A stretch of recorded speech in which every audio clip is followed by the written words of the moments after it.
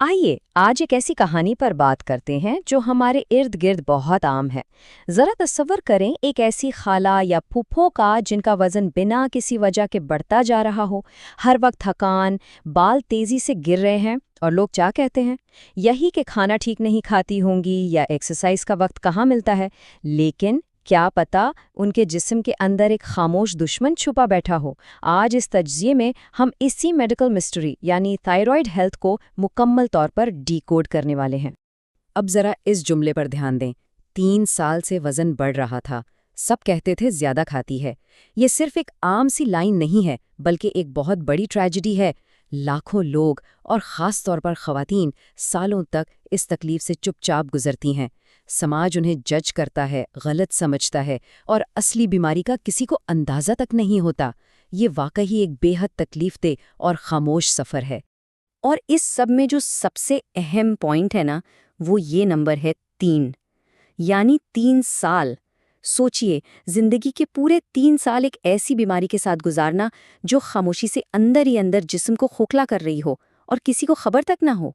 आज का हमारा मकसद ही इस खामोश दुश्मन को बेनकाब करना है, ताकि कोई और इस तरह सालों तक ना सहता रहे। इस तज्जिए को हमने RAAZ फ्रेमवर्क में तकसीम किया है। पहला, खामोश दुश्मन। दूसरा, राज यानी थायराइड क्या है। तीसरा, अवेयरनेस, इसकी पहचान कैसे हो। चौथा, एक्शन, टेस्ट और इलाज। और आखिर में जिंदगी यानी लाइफस्टाइल और प्रिवेंशन। तो शुरू करते हैं पहले हिस्से से, खामोश दुश्मन, एक छुपी हुई जंग। दूसरा हिस्सा, राज।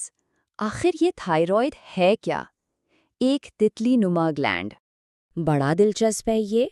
तस्वर करें एक इंतहाई खूबसूरत छोटी सी तितली की शक्ल का ग्लैंड जो हमारी गर्दन के निचले हिस्से में एडम्स एप्पल के बिल्कुल पास होता है। देखने में बहुत मासूम सा लगता है, राइट? लेकिन दरअसल ये जिस्म का मेन इंजन है। ये T3 और T4 नाम के हार्मोन्स बनाता है। इसका आसान मतलब ये है कि जिस्म में कितनी एनर्जी बनेगी, दिल कितनी तेज़ी से धड़केगा, दिमाग कितना तेज़ चलेगा, यहाँ तक कि वज़न कितना होगा, ये सब कुछ इस छोटी सी तितली के कंट्रोल में है। जब तक ये ठीक चल रही है सब सेट है, पर जहाँ इसमें खराबी आई पूरा निज़ाम हिल जाता है। अजीब बात यह है कि एक ही छोटा सा ग्लैंड 2 बिल्कुल अलग अलग किस्म के मसाइल पैदा कर सकता है। लेफ्ट साइड पर देखें, हाइपोथायराइडिज्म। इसको ऐसे समझे जैसे इंजन सुस्त पड़ गया हो, हार्मोन्स कम बन रहे हैं तो सब कुछ स्लो हो जाता है। अचानक वजन बढ़ना, शदीद थकान, बालों का गिरना, और हमारे यहाँ ये मसला सबसे ज़्यादा आम है। अब राइट साइड को देखें, हाइपरथायरॉयडिज्म, यानी इंजन का ओवरहीट हो जाना। इस सूरत में बिना किसी वजह वजन तेज़ी से गिरता है, दिल की धड़कन तेज़ हो जाती है, हाथ कांपने लगते हैं। एक ही ग्लैंड है, लेकिन बैलेंस आउट होते ही ये दोनों तरह से खामोश हमला करता है। तीसरा हिस्सा, अवेयरनेस। आखिर इस खामोश दुश्मन को पहचाने कैसे? निशानियों की पहचान। अगर इंजन सुस्त हो गया है यानी हाइपोथायरॉयडिज्म है तो इन अलामात को गौर से सुनें। वज़न में बिला वजह इजाफा होना, हर वक्त थकन महसूस होना और नींद आना, बालों का बहुत ज़्यादा गिरना, जिल्द खुश्क हो जाना, कब्ज़ का मसला, यहाँ तक कि याददाश्त कमज़ोर पड़ जाना और ख़वातीन में मखसूस अय्याम की बेकायदगी। और हाँ, जब बाकी सबको गर्मी लग रही हो तो इस कंडीशन में शदीद सर्दी महसूस होती है। मसला यह है कि लोग अक्सर इसे मौसम की तब्दीली या काहिली समझकर इग्नोर कर देते हैं। लेकिन सुनिए, अगर ये सब एक साथ हो रहा है तो ये सिर्फ थकावट नहीं, ये थायराइड की पुकार है। दूसरी तरफ अगर हाइपरथायरॉयडिज्म है तो इंजन ओवर एक्टिव हो जाता है। अचानक से दिल की धड़कन का बहुत तेज हो जाना, बिना किसी डाइट के वजन का तेजी से गिरना, हाथों में कपकपाहट, बहुत ज्यादा पसीना आना और शदीद घबराहट या एंग्जाइटी महसूस होना। एक खास कंडीशन है जिसे ग्रेव्स डिजीज कहते हैं। उसमें आंखें बज़ाहिर थोड़ी बाहर को निकली हुई महसूस होती हैं। ये अचानक होने वाली तब्दीलियां किसी को भी डरा सकती हैं, क्योंकि ये बहुत तेज़ी से होती हैं। यहाँ एक पुरानी हिस्ट्री का जिक्र भी करते चलें। हमारे यहाँ पुराने वक्तों में आयोडीन की बहुत कमी होती थी, तो जब इस ग्लैंड को आयोडीन नहीं मिलता था या इसे ज़रूरत से ज़्यादा काम करना पड़ता था तो ये फूल जाता था। गर्दन में आने वाली इस सूजन को आम जुबान में गाइटर या गिल्लड़ कहते हैं। ये दरअसल एक भूखे और ओवरहीट हुए ग्लैंड की वाज़ेह निशानी है। आज हालात बेहतर ज़रूर हैं, लेकिन दूर दराज इलाकों में आज भी ये मसला देखा जाता है। चौथा हिस्सा, एक्शन, ٹیسٹ اور علاج کے ذریعے کنٹرول کیسے حاصل کیا جائے؟ اپنی ہیلتھ کو واپس ٹھیک کرنے کا سفر بہت آسان ہے، صرف 3 قدم ہیں۔ پہلا قدم، ایک سمپل سا بلڈ ٹیسٹ کروائیں جسے TSH یعنی تھائرائیڈ سٹیمیولیٹنگ ہارمون ٹیسٹ کہتے ہیں۔ دوسرا قدم، اگر رزلٹ اب نارمل آئے تو فوراً ایک ڈاکٹر سے ملیے جو شاید T3 اور T4 ٹیسٹ بھی لکھ دے۔ اور تیسرا قدم، اگر ہائپوتھائرائڈزم نکلتا ہے تو ڈاکٹر روزانہ صبح خالی پیٹ ایک گولی تجویز کرے گا جسے لیوو تھائروکسین کہتے ہیں۔ یہ دوا صرف اس ہارمون کی کمی کو پورا کرتی ہے اور بس۔ اب سب سے مزے کی بات بتاؤں، اس پہلے اور سب سے اہم قدم یعنی TSH ٹیسٹ کی قیمت کتنی ہوگی؟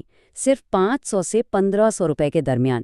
کوئی بہت مہنگا ٹیسٹ نہیں ہے یہ انتہائی سستا اور آسان ٹیسٹ ہر اچھی لیبارٹری میں دستیاب ہے۔ تو کم از کم پیسہ یہاں کوئی رکاوٹ نہیں بن سکتا۔